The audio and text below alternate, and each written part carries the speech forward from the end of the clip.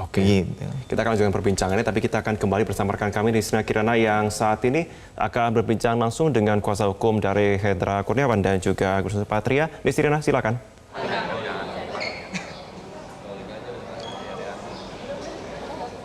Ya, Marvin dan juga pemirsa, sampai dengan saat ini persiapan menjelang sidang putusan terhadap 3 terdakwa yaitu Arif Rahman Arifin, Agus Nurpatria dan juga Hendra Kurniawan masih terus dilakukan di ruang sidang utama Pengadilan Negeri Jakarta Selatan. Dan saat ini saya sudah bersama dengan pengacara atau kuasa hukum dari Agus Nurpatria dan juga Hendra Kurniawan untuk mengetahui persiapan yang dilakukan oleh tim kuasa hukum oleh kedua terdakwa tersebut. Ada Mas Ragahdo Yosodiningrat.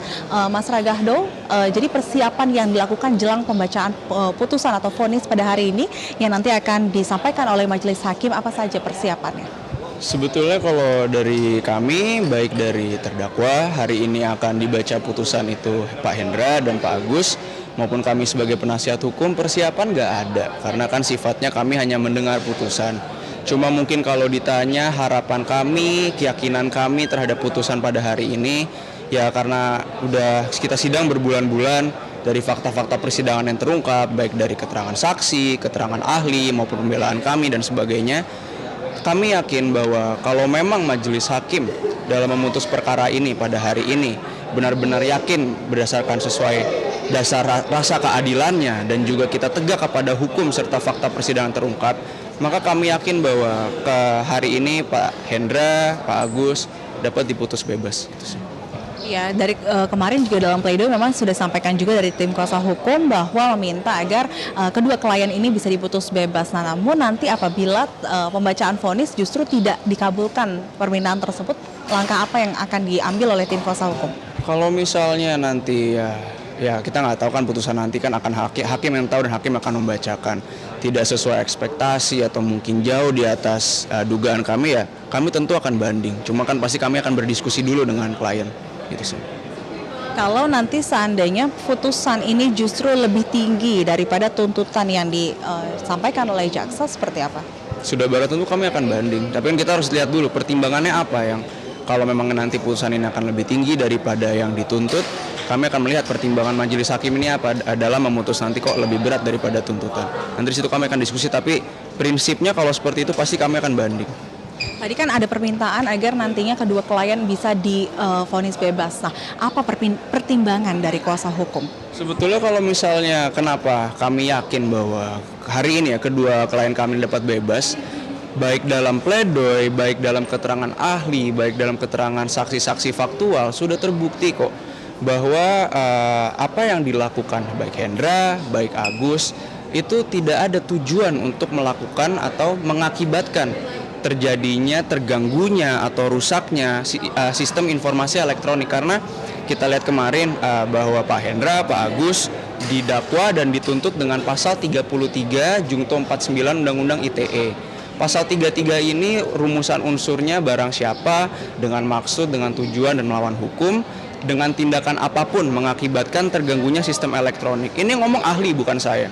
Dengan sengaja atau dengan maksud. Ini tuh sudah dinyatakan oleh ahli pidana bahwa perbuatan yang dilakukan oleh pelaku dalam hal ini baik Hendra maupun Agus harus dikehendaki sejak awal akibatnya. Sedangkan dari fakta persidangan kita menemukan fakta bahwa bukan hanya dari Pak Ferdi Sambo, tapi dari saksi-saksi lain bahwa skenario ini baru diketahui bahwa perintah atau cerita yang diceritakan oleh Ferdi Sambo adalah skenario baru diketahui 1 bulan sebelumnya, sehingga ya perintah yang diterima pada saat itu merupakan perintah yang wajar.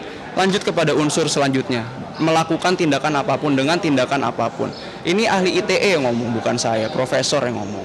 Bahwa melakukan tindakan apapun yang diatur dalam Undang-Undang ITE itu harus dilakukan dengan transaksi elektronik atau perbuatan elektronik seperti hacking atau menaruh virus dan sebagainya. Sedangkan yang dilakukan Irfan sehingga mengakibatkan pindah ke Polres dan sebagainya itu adalah memindahkan barang, perbuatan fisik, sehingga kedua unsur ini tidak dapat dipenuhi. Karena dalam menjatuhkan putusan atau dalam menjadikan orang sebagai terpidana, seluruh rumusan unsur pasal terpenuhi. Ini 2 unsur saya sudah tidak terpenuhi. Maka dari situ kami sudah memiliki keyakinan yang kuat bahwa seharusnya kedua klien kami ini dapat dibebaskan.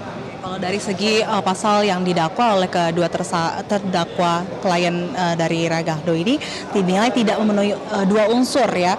Tapi di lain sisi juga jaksa menilai bahwa Hendra Kurniawan maupun juga Agus Nurpatria ini telah terbukti melakukan perintangan penyidikan dalam pembunuhan Brigadir Yosua. Nah, tanggapannya seperti apa? Ya, itu kan penuntut sudah menuntut pada saat agenda tuntutan. Nah, di situ kami memberikan jawaban kami pada pledoi bahwa kami tidak sependapat dengan penuntut umum. Ya, kami beberkanlah alasan-alasannya apa saja, seperti ya kurang lebih dari pledoi yang kami sampaikan, poin-poinnya tadi yang saya sampaikan barusan. Itu sih. Kesiapan dari kedua terdakwa untuk mengikuti pembacaan vonis pada hari ini seperti apa? Kalau dibilang kesiapan ya mereka siap untuk mendengar. Karena ini prinsipnya kami tinggal mendengar sih. Gitu. Siap. Nanti kemungkinan yang akan menjalani sidang terlebih dahulu siapa? Nah, itu saya kurang tahu, masih nunggu dari info dari PP aja. Terima kasih banyak Mas Ragahdo Yosodiningrat atas waktunya. Terima kasih. Ya, itu tadi Marvin, keterangan dari pengacara atau kuasa hukum Hendra Kurniawan dan juga Agus Nurpatria terkait dengan persiapan yang akan dilakukan jelang pembacaan vonis pada hari ini. Dan selain itu juga hari ini akan ada Rahman Arifin yang akan ikut membacakan atau ikut mendengarkan pembacaan putusan yang akan dilakukan oleh majelis hakim. Dan sampai dengan saat ini persiapan untuk pembacaan vonis masih terus dilakukan. Yang sudah ada di dalam ruang persidangan adalah kuasa hukum dari masing-masing ketiga terdakwa. Demikian Marvin.